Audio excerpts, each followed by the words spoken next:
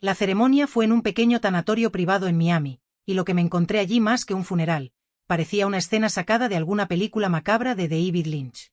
Apenas había unas pocas personas presentes en el reservado, algunos amigos de Daniel pero ningún familiar que pudiera reconocer. Mi cuñado estaba al frente, vestido impecablemente, pero no parecía afectado en absoluto. A su lado, una joven mujer embarazada se reía abiertamente con él, mientras mis dos sobrinas pequeñas lloraban desconsoladamente. A pesar del nudo en la garganta, me acerqué al ataúd. Mis manos temblaban mientras tocaba la madera fría. No podía llorar, solo sentía una rabia profunda mezclada con impotencia. Fue entonces cuando las niñas aprovecharon un instante en el que su padre estaba distraído para acercarse a mí. Me agaché para estar a su altura, y lo que me dijeron en ese breve momento me dejó helada. Tía, papá lo hizo y ahora vendrá por nosotras. ¿Qué? Pregunté, sin poder procesar lo que acababa de escuchar. Mamá iba a tener otro bebé, pero no era un varón, susurró la mayor, con lágrimas en los ojos. Papá quería un niño, y le cambió su medicina, agregó la más pequeña, agarrando mi mano con fuerza. Ahora por fin lo tendrá con Andrea y ya no le haremos falta. Me quedé sin aliento. Ellas hablaban con miedo, pero con una sinceridad que no dejaba lugar a dudas. Las niñas apenas tuvieron tiempo de decirme más antes de que mi cuñado Daniel se diera cuenta y las apartara de mí con un manotazo brusco. Me levanté, aún en estado de shock total, y murmuré una última despedida sobre el ataúd de mi hermana. Pero no fue un adiós, sino una promesa. Te juro que descubriré la verdad, cueste lo que cueste. No permitiré que tus preciosas hijas sufran. Salí del funeral con el corazón roto y una decisión clara. Mi cuñado no se saldría con la suya, no en esta vida y no con mi familia. Bienvenidos a Venganzas Contadas. Mi nombre es Valentina y esta es mi historia. Si estás disfrutando de este relato, por favor no olvides dar un like y suscribirte al canal para que esta y otras historias de personas guerreras como yo tengan cada vez más difusión y visibilidad en YouTube. Aunque jamás pensé que mi vida daría un giro tan kafkiano, hoy estoy aquí, con las manos temblorosas mientras intento reunir fuerzas para escribir todo lo que me ha pasado.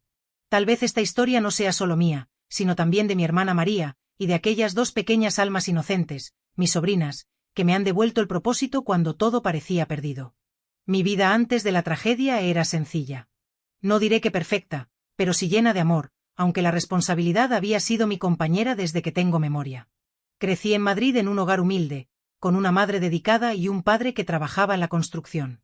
Éramos una familia común y corriente, con problemas financieros y discusiones esporádicas, pero siempre nos teníamos los unos a los otros. Mi hermana mayor, María, y yo éramos inseparables.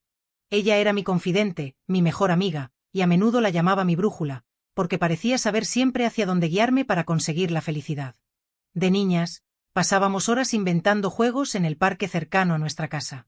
Yo admiraba su inteligencia y ambición, y María me hacía sentir que nada podía salir mal mientras estuviéramos juntas. Pero los años traen consigo cambios inevitables. María siempre había soñado en grande, y su dedicación a los estudios la llevó a obtener una beca para estudiar económicas en una prestigiosa universidad de Estados Unidos. Yo, por mi parte, también tenía sueños. Deseaba ser periodista y contar historias que importaran, aquellas con la profundidad suficiente como para cambiar la vida de otras personas. Todo comenzó a torcerse cuando nuestra madre cayó gravemente enferma en mi último año de instituto. Fue un golpe devastador para todos, especialmente porque nuestro padre, ya envejecido y con problemas de movilidad, dependía completamente de nosotras. María estaba a punto de empezar su segundo año de universidad, y aunque una parte de mí quería que volviera para enfrentar juntas lo que se nos venían encima, no tuve corazón para pedírselo. Había sacado muy buenas notas el primer año de carrera y sabía lo mucho que significaba aquella oportunidad para ella. Así que le dije que no se preocupara, que estaríamos bien y mamá se recuperaría pronto. Céntrate en tus estudios. Yo puedo encargarme de todo de momento, ya te avisaremos si no nos queda otra.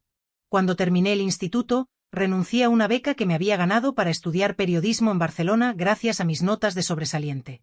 En su lugar me inscribí en una universidad de Madrid para no estar lejos de casa y poder cuidar de mamá y papá.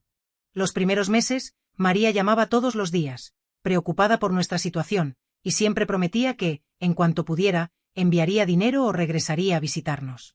Yo le decía que todo estaba bien y confiaba en sus palabras porque siempre había sido una persona de honor. Sin embargo, todo cambió cuando conoció a Daniel. Él era el epítome del éxito, joven, apuesto y millonario. Estudiaba su último año de carrera en la misma universidad que María, y al poco tiempo de conocerse, se hicieron inseparables. María, que siempre había sido tan racional y comprometida, comenzó a cambiar radicalmente. Dejó de llamarnos con frecuencia, y cuando lo hacía, sus conversaciones se sentían vacías y superficiales, como si no le importara mucho lo que tenía que contarle sobre mi madre y siempre con prisas en colgar. Lo que más me dolió fue que cuando Daniel acabó su último año de universidad, mi hermana también abandonó sus estudios de manera fulminante, a mitad de carrera y se mudó con él a Miami sin dar más explicaciones. Ya no era la María que yo conocía, familiar y responsable. En aquel entonces no supe entender el motivo de su frialdad y distanciamiento. La brecha entre nosotras se hizo aún más profunda cuando mamá falleció después de una larga y dolorosa lucha contra el cáncer. Ni siquiera entonces María dignó a visitarnos. Recuerdo estar junto a la cama de mi madre en sus últimos días, escuchándola preguntarme con voz débil si su otra hija vendría a verla o llamaría. Pero nunca lo hizo. La rabia que sentí en ese momento fue abrumadora. Le escribí un mensaje lleno de reproches, pero jamás respondió. Me dije a mí misma que mi hermana había muerto para mí y que jamás me dignaría a tratar de contactar con ella de nuevo. Tras la muerte de mamá, dejé la universidad. Me puse a trabajar en un supermercado del barrio para cuidar de papá, quien ahora dependía por completo de mí. La vida se volvió monótona, y los días parecían fundirse unos con otros. Mientras tanto, veía de vez en cuando las publicaciones de María en redes sociales.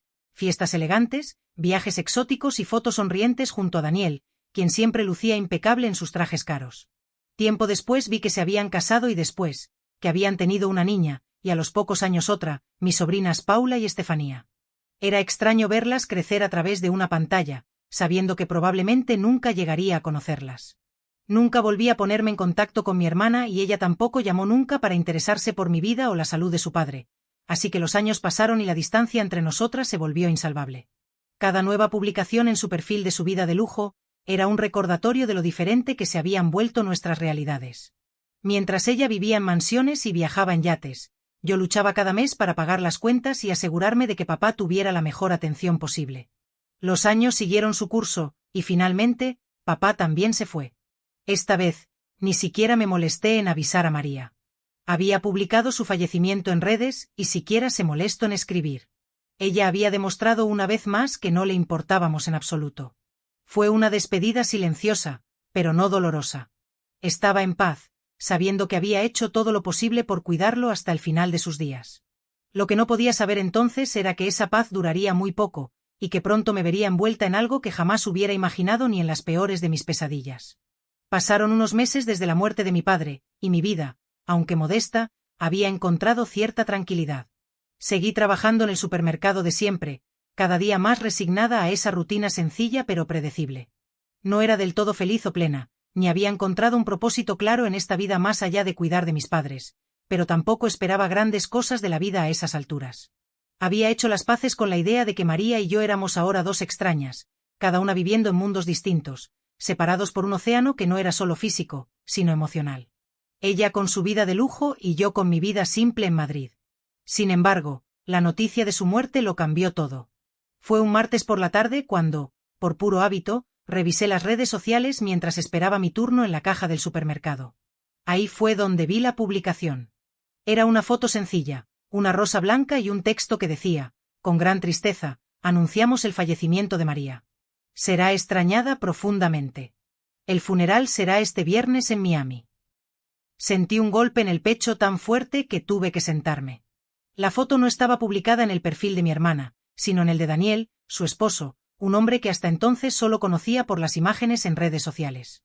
De repente, todo en mi alrededor pareció detenerse. María, mi hermana, estaba muerta. Había tantas preguntas, pero ninguna respuesta. ¿Cómo había sucedido? ¿Por qué nadie me había avisado? Aun con los años de silencio entre nosotras, nunca imaginé algo tan drástico. Sin pensar demasiado, le envié un mensaje directo a Daniel. Soy Valentina, la hermana de María. Acabo de enterarme de su muerte. Necesito saber qué pasó. Me gustaría asistir al funeral. No tardó mucho en responder, y lo que recibí me dejó helada. Su mensaje estaba cargado de desprecio. ¿La hermana de María? Por favor, a estas alturas, no me hagas reír. No vengas. No eres bienvenida. María no te quería cerca de su vida, ni siquiera mencionaba tu nombre. No vengas a arruinar su despedida.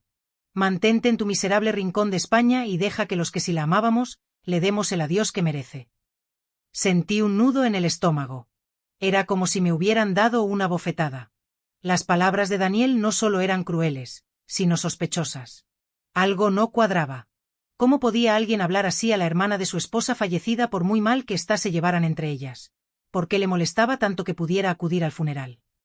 Había algo profundamente inquietante en su actitud. Esa misma noche, tomé una decisión impulsiva que cambiaría mi vida por completo. Ya no tenía la responsabilidad de cuidar de mi padre, así que pedí unos días libres en el trabajo, tiré de mis ahorros y compré el siguiente vuelo disponible a Miami con la idea de llegar justo a tiempo y por sorpresa al funeral. Algo dentro de mí me decía que no podía ignorar esa intuición, que había más detrás de las palabras de Daniel de lo que parecía y que lo descubriría costara lo que costara, aunque eso me supusiera volar hasta la otra punta del planeta. Cuando llegué a Miami, apenas tuve tiempo de dejar mis cosas en un pequeño hotel antes de dirigirme al lugar donde se celebraría el funeral. La ceremonia era en un pequeño tanatorio privado y lo que me encontré allí más que un funeral, parecía una escena sacada de alguna película macabra de David Lynch. Apenas había unas pocas personas presentes en el reservado, algunos amigos de Daniel pero ningún familiar que pudiera reconocer. Mi cuñado estaba al frente, vestido impecablemente, pero no parecía afectado en absoluto. A su lado, una joven mujer embarazada se reía abiertamente con él. La reconocí enseguida. Era Andrea, una mujer que había aparecido en varias fotos recientes junto a Daniel y María. Lo que no sabía era que ahora parecía haber tomado el lugar de mi hermana incluso antes de que estuviera bajo tierra. No había ni una pizca de solemnidad ni duelo en el aire, salvo por mis dos sobrinas, Estefanía y Paula, que estaban sentadas juntas, visiblemente afectadas, con la cabeza baja y las manos entrelazadas. Nadie parecía prestarles la más mínima atención o consuelo. Me acerqué con sigilo, pero entonces sucedió lo inevitable. Daniel me vio. «¿Quién eres tú? No te conocemos», preguntó con grosería, mirándome de arriba abajo como si fuera una intrusa. «Soy Valentina, la hermana de María», respondí, intentando mantener la calma. Su rostro cambió de inmediato. Se llenó de furia, como si mi presencia fuera un insulto personal. «No tienes derecho a estar aquí.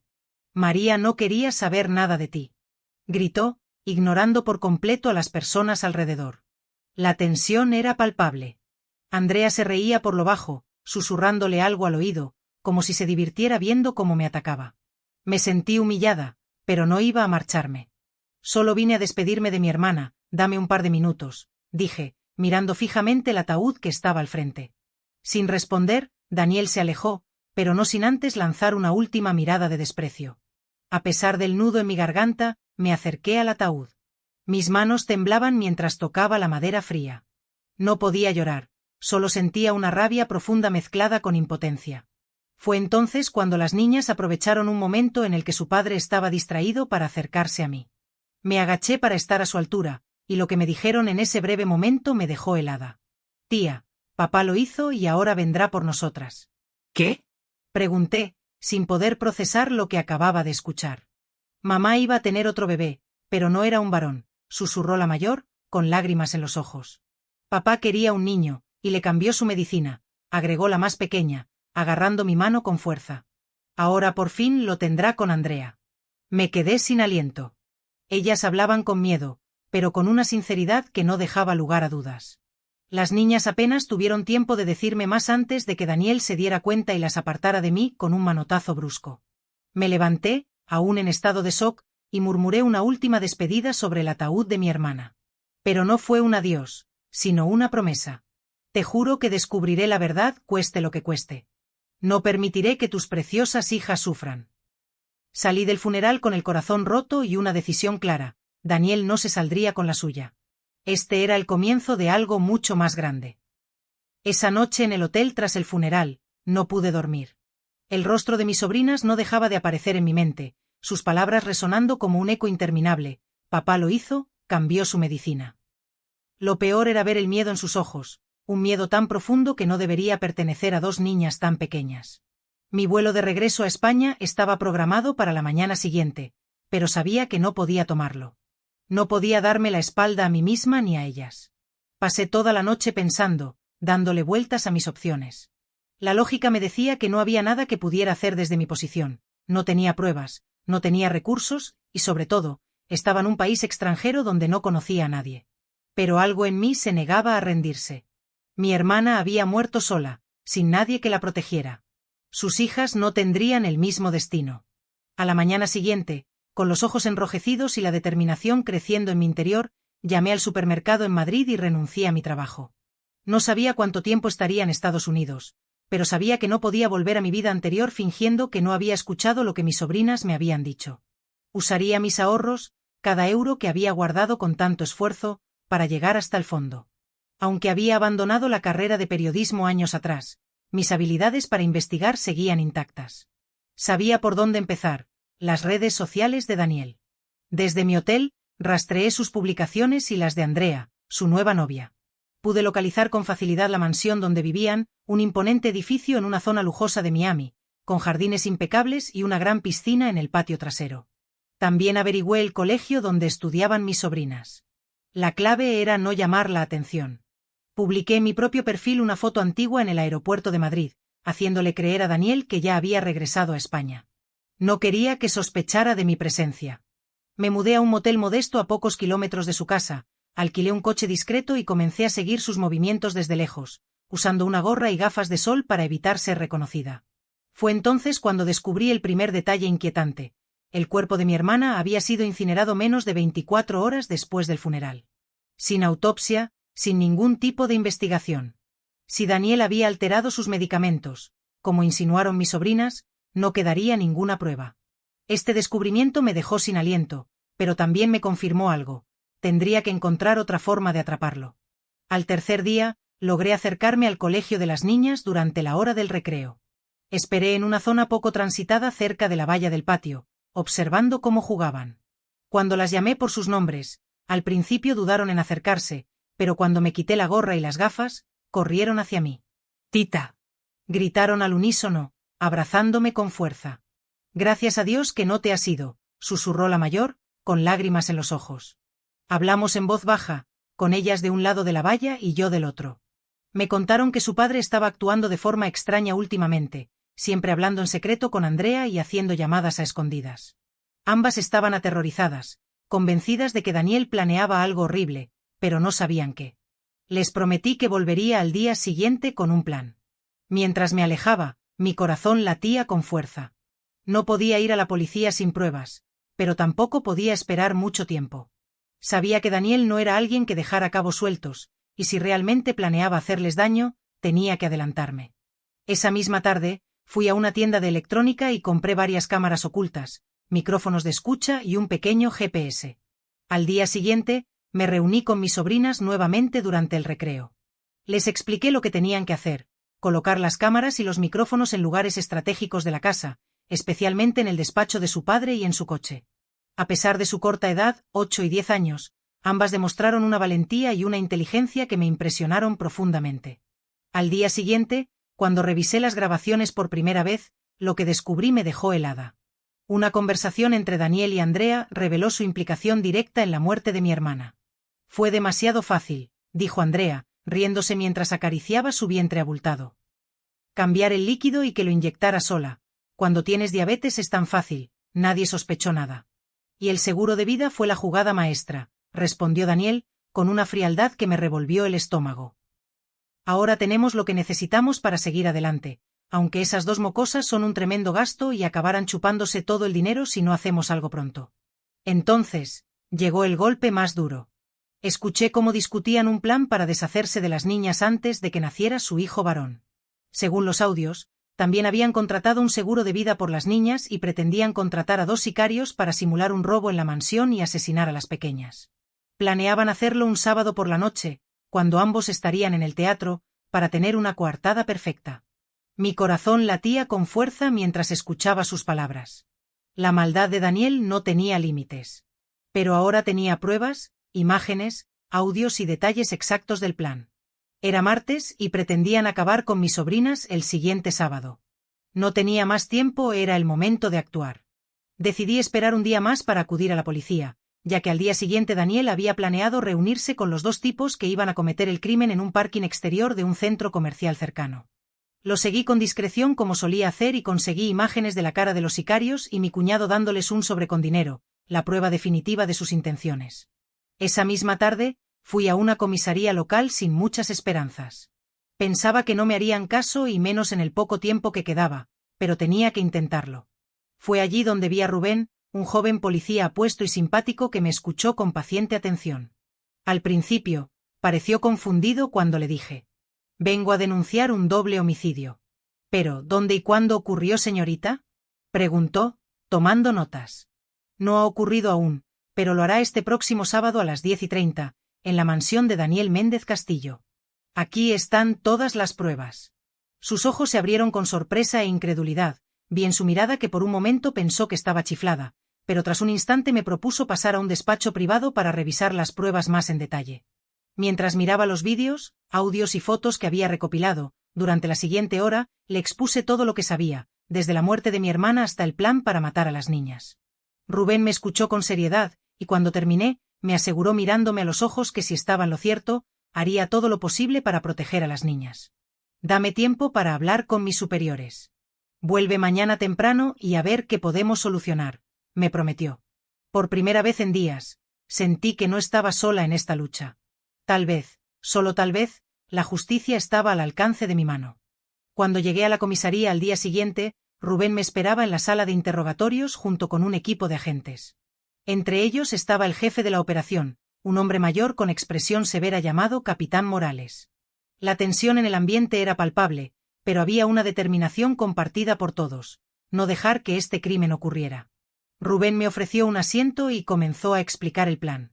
Habían analizado todas las pruebas que les había entregado y decidido que la mejor manera de atrapar a Daniel y su amante, Andrea, era dejar que el plan siguiera adelante. «Esto es lo que haremos», dijo Morales, desplegando un mapa de la mansión de Daniel sobre la mesa. «Sabemos que los sicarios tienen planeado entrar a las 10:30. El equipo de vigilancia estará afuera y los seguirá en todo momento. Cuando las niñas estén a salvo, los dejaremos actuar para obtener pruebas contundentes de intento de homicidio». Me explicó que el primer paso sería sacar a mis sobrinas de la casa antes de que los sicarios entraran, si es que acababan apareciendo claro. Serían reemplazadas por 2 muñecas extremadamente realistas diseñadas específicamente para operaciones de este tipo.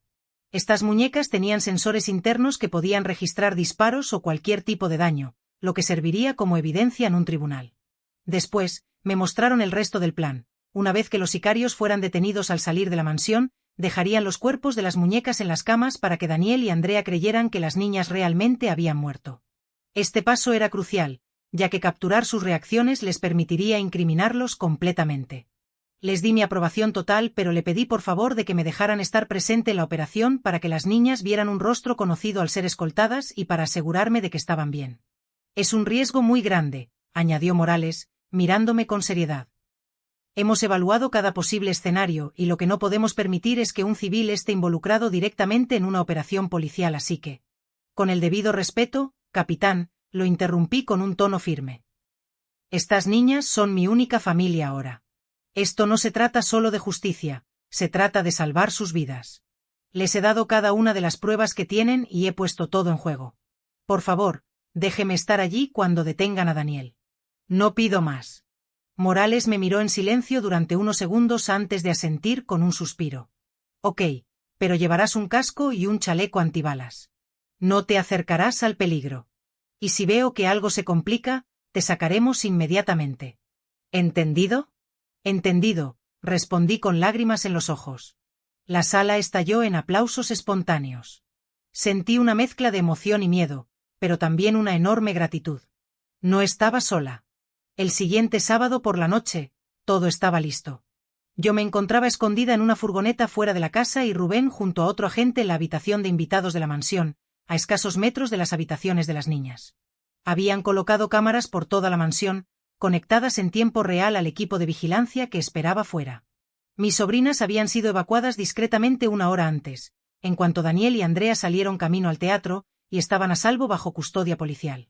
A las 10:30 en punto, las cámaras captaron un coche llegar y a los 2 sicarios acercándose a la casa. Vestían de negro, con pasamontañas y llevaban armas. Entraron por una ventana lateral que estaba oportunamente abierta, tal como Daniel y Andrea habían planeado. Lo seguimos con las cámaras mientras avanzaban sigilosamente por el pasillo hacia las habitaciones. Uno de ellos susurró algo que me heló la sangre. Son solo 2 niñas. Esto será pan comido. Desde nuestra posición, escuchamos los 2 disparos secos, seguidos de otros 2 para rematar la faena. Los sicarios salieron corriendo, pero no llegaron lejos. El equipo policial los detuvo de forma violenta apenas pusieron un pie fuera de la mansión. Dentro, el ambiente quedó en un inquietante silencio. Daniel y Andrea regresaron a casa 1 hora después, como si nada hubiera pasado, todavía riéndose por alguna broma que compartieron en el camino. Entraron por la puerta principal y subieron las escaleras hacia las habitaciones. Como sabíamos que no iban armados, Morales me permitió subir a la habitación junto a Rubén y los otros agentes. Contenía el aliento, escuchando cada paso que daban. Cuando abrieron las puertas y vieron los cuerpos de las niñas, sus reacciones fueron escalofriantes. Por fin, susurró Andrea con una sonrisa retorcida.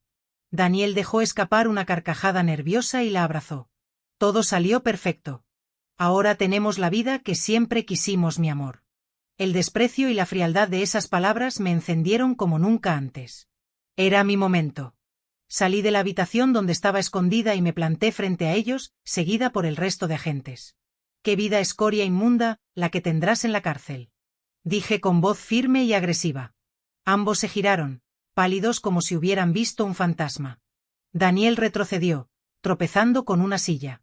Andrea dejó caer el bolso que llevaba en la mano. «¿Valentina? ¿Tú qué haces aquí?», balbuceó Andrea, completamente fuera de sí y con la cara desencajada. «He venido para hacer justicia, malditos», respondí, clavando mi mirada en Daniel. «Sé todo lo que hicieron. Sé cómo acabaron con María, para cobrar el seguro de vida. Sé cómo intentaron repetirlo con sus propias hijas». Daniel trató de recuperar la compostura. «Esto es un malentendido, no tienes pruebas». «Ah, pero sí las tengo. Todo está grabado, sus conversaciones, su reunión con los sicarios, incluso sus risas grotescas mientras pensaban que sus hijas estaban muertas. Su tiempo de jugar con vidas inocentes se acabó». En ese momento, Rubén y los demás agentes irrumpieron en la habitación. Daniel intentó resistirse, pero no llegó lejos. Andrea rompió a llorar, pero sus lágrimas eran tan falsas como su sonrisa momentos antes. «Esto es un error. Soy inocente», gritó Daniel mientras lo esposaban. «Lo miré por última vez antes de que se lo llevaran. Eso mismo decía mi hermana cuando la quitasteis del medio, demonio. Cuando finalmente me quedé sola, respiré profundamente. Había cumplido mi promesa. Había hecho justicia para mi hermana y, sobre todo, había salvado a mis sobrinas. Por favor, antes de acabar, si te está gustando el relato, recuerda dar un like y suscribirte a nuestro canal para que esta y otras historias de personas como yo sean difundidas y más visibles en YouTube. También puedes dejar un comentario contándonos tu historia o dejando alguna sugerencia para mejorar el canal. Habían pasado 6 meses desde aquella noche en la que vi a Daniel y Andrea esposados, sacados de la mansión que alguna vez llamaron su reino. La casa, la misma que había sido escenario de sus crímenes y su ambición desmedida, ahora se había convertido en un refugio para mis sobrinas y para mí. No fue fácil adaptarnos al principio, pero lo hicimos juntas, como una familia que aprende a sanar poco a poco. Tras la operación, me quedé en Miami. Era imposible pensar en regresar a España y dejar a mis sobrinas solas en un sistema que las podría haber separado o llevado a hogares donde no estarían seguras. Ellas habían pasado por suficiente. Con el apoyo de Rubén, el agente que había estado a mi lado desde el principio, solicité la custodia temporal de las niñas. Para mi sorpresa, el proceso fue más sencillo de lo esperado. No había otros familiares que mostraran interés, y las niñas, con lágrimas en los ojos, dijeron en la corte que querían quedarse conmigo. Durante esos meses, la casa de Daniel se transformó. Quité cada rastro de él y Andrea, las fotografías, los muebles que parecían monumentos a su ego, y hasta el olor a perfume caro que parecía impregnar los rincones. En su lugar, llenamos las paredes con dibujos de las niñas, fotos de nuestra nueva vida juntas y recuerdos de María. Quería que la casa se sintiera como un hogar, no como una tumba de lujos vacíos. El juicio de Daniel y Andrea fue un evento largo y agotador. La defensa intentó desacreditar las pruebas, alegando que yo había irrumpido en sus vidas con un afán de venganza. Pero los vídeos, audios y declaraciones de los sicarios los enterraron por completo. Escuchar sus voces en la sala, frías y calculadoras, hablando de María como si fuera un obstáculo y de sus propias hijas como si fueran cargas, fue desgarrador. Cuando llegó el día del veredicto, sentí que el aire en la sala era irrespirable. Pero finalmente, el juez dictaminó que ambos eran culpables de asesinato en segundo grado y conspiración para cometer homicidio. Daniel y Andrea fueron condenados a 20 años de prisión sin posibilidad de libertad condicional y otros tantos años para cada uno de los sicarios implicados. Mientras los llevaban esposados fuera de la sala, Daniel me lanzó una última mirada llena de odio. Pero ya no sentía nada. Su poder, su control, su arrogancia, todo había desaparecido. Él era solo una alimaña derrotada, y yo no tenía más espacio para ese monstruo en mi vida. Tras el juicio, solicité la custodia definitiva de mis sobrinas. Durante el proceso, se me asignó la administración de la fortuna y propiedades de Daniel hasta que las niñas fueran mayores de edad. Aunque nunca había manejado tanto dinero en mi vida, me comprometí a usarlo solo para su bienestar y educación. Mi prioridad era asegurarles un futuro lleno de oportunidades, algo que María hubiera querido para ellas. Las niñas comenzaron a sonreír más. Sus risas llenaban la casa, y poco a poco, las pesadillas que las despertaban a medianoche se hicieron menos frecuentes. Las matriculé en un colegio privado donde hicieron nuevos amigos, y juntas comenzamos a construir una rutina llena de amor y estabilidad. Rubén, por su parte, se convirtió en una presencia constante en nuestras vidas. Lo que comenzó como una amistad llena de respeto mutuo y largas conversaciones nocturnas sobre la justicia y el dolor, se transformó lentamente en algo más. Su apoyo y ternura me ayudaron a sanar heridas que ni siquiera sabía que tenía. Un día, cuando las niñas me abrazaron antes de salir hacia el colegio, me di cuenta de que ya éramos una familia, aunque todavía no lo hubiéramos dicho en voz alta. Unos meses después del juicio, volví al cementerio donde enterraron a mi hermana. Esta vez no fui sola. Mis sobrinas me acompañaron, llevando flores blancas que colocaron cuidadosamente sobre la tumba. Nos arrodillamos juntas, y mientras ellas susurraban pequeños recuerdos para su madre, yo tomé una profunda bocanada de aire y cerré los ojos. Lo conseguimos, María, murmuré, acariciando la lápida con la punta de mis dedos. Te prometí que encontraría la verdad, y lo hice. Prometí que cuidaría de tus niñas, y lo haré por el resto de mi vida. Una suave brisa me acarició el rostro, y por un momento, sentí que ella estaba allí conmigo, tranquila, en paz.